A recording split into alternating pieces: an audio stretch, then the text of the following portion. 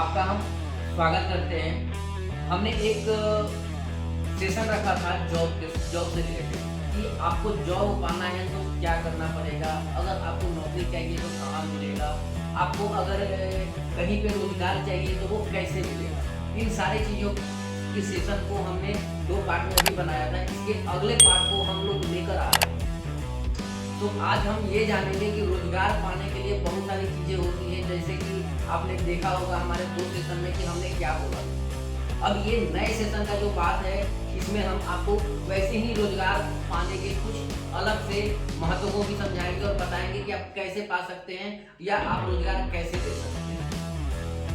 नौकरी करने के लिए आपको सबसे जो मोस्ट इम्पोर्टेंट चीज़ है वो है एजुकेशन, शिक्षा।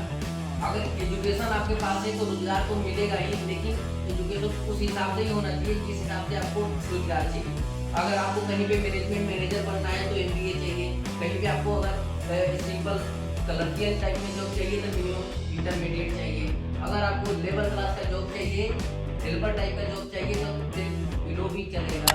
इस तरह से कैसा भी रोजगार आपको चाहिए तो कहीं ना कहीं एजुकेशन यहाँ मापदंड रखता है।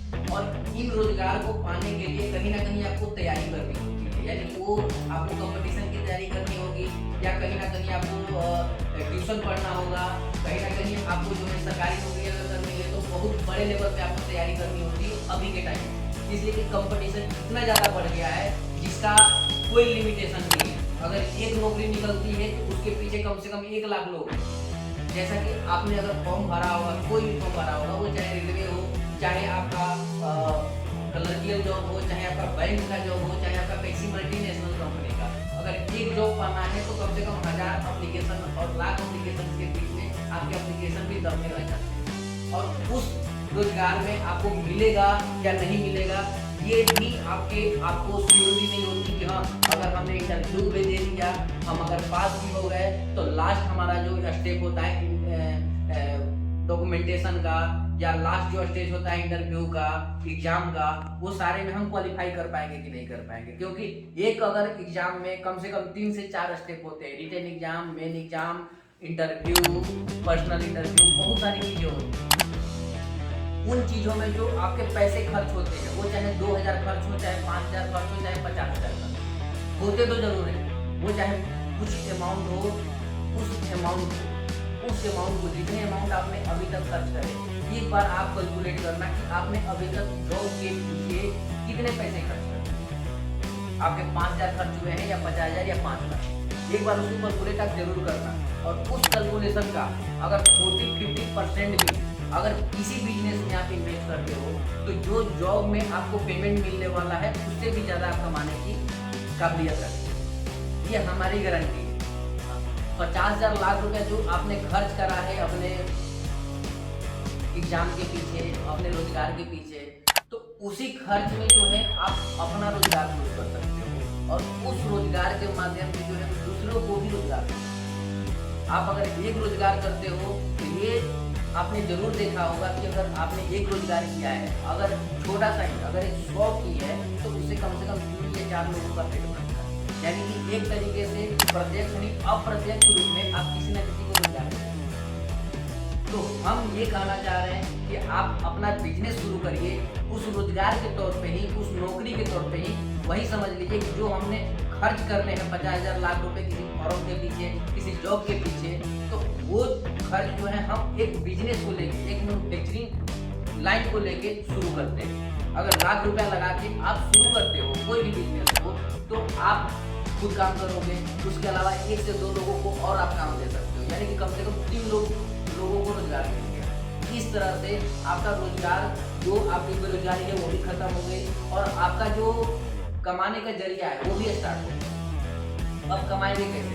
अभी जैसा कि हम लोग गवर्नमेंट जॉब या प्राइवेट सेक्टर में हमने देखा है, या अभी आपका जो माहौल चल रहा है उसके अनुसार आगे के पेंशन की स्कीम भी खत्म हो गई है गवर्नमेंट की और प्राइवेट जॉब में। पूरी स्कीम खत्म हो गई है, यानी कि आपको 60 साल के बाद भी कोई पेंशन नहीं मिलने वाला है। आप किसी भी रोजगार में देख सकते हो, कोई भी आप फॉर्म भर के देख सकते हो, 60 साल के बाद जो भी है आपका कोई भी पेंशन नहीं मिलने वाला है। तो वही बिजनेस में हम करते हैं ना, बिजनेस में हमारा कमाई भी होगा, बिजनेस हमारा चलेगा भी और जो पैसे हमारे उसमें मिल रहे हैं, आपको 12,000, 15,000, 50,000 में महीने मिलने वाले हैं, उस अनुसार हम रोजगार करके उतने ही पैसे या उससे ज्यादा उपार्जन कर सकते हैं। और सबसे बड़ी बात क्या है दोस्तों कि नौकरी में हमें मेहनत करनी होती है और मेहनत उतना तक करनी होती है जहाँ तक हमें रोजगार मिल नहीं जाता, और जिस दिन रोजगार मिल जाती है उस दिन हम और अपने परिवार को 3 लोगों का ही पेट भर सकते हैं।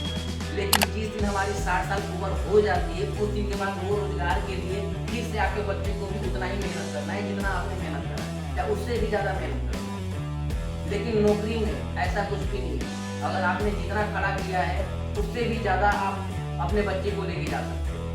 इस तरह से आप बिजनेस को शुरू करके एक नई शुरुआत कर सकते हैं, अपने लाइफ में एक नई उमंग ला सकते हैं।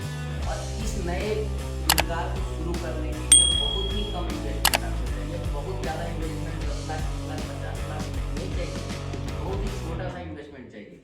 जैसा कि आप ये देख रहे हैं, इस तरह के प्रोडक्ट आप देख रहे हैं, इस तरह के प्रोडक्ट अगर आपको बनाने हैं तो कुछ भी नहीं करना, एक ऑटोमेटिक पाउच पैकिंग मशीन लेनी है जो आपको लाख रुपए में आ जाएगी।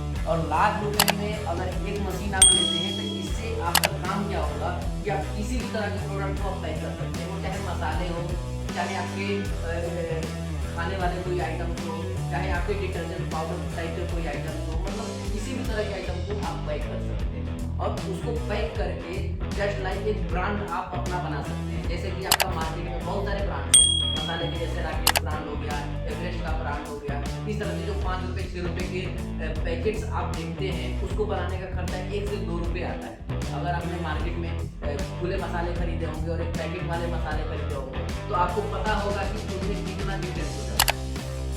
आप मार्केट से ही मार्केट के सामान को खरीद के और उसी सामान को सिर्फ पैक करके और मार्केट में सेल आप कर देते हो तो उसी चीज से आप कमा सकते हो।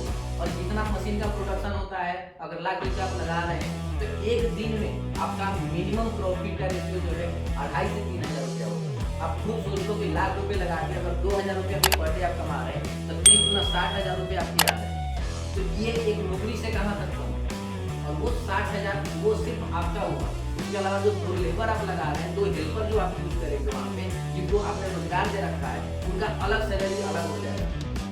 तो इस तरह से दोस्तों आप जो है नौकरी न करके एक बिजनेस को स्टार्ट कीजिए, पर उस बिजनेस को नौकरी ही समझिएगा कि हाँ हमें 8 घंटा यहाँ ड्यूटी देना है, और उस 8 घंटे में आप अपना कंपनी, अपनी फैक्ट्री और अपना सब कुछ चला सकते हैं।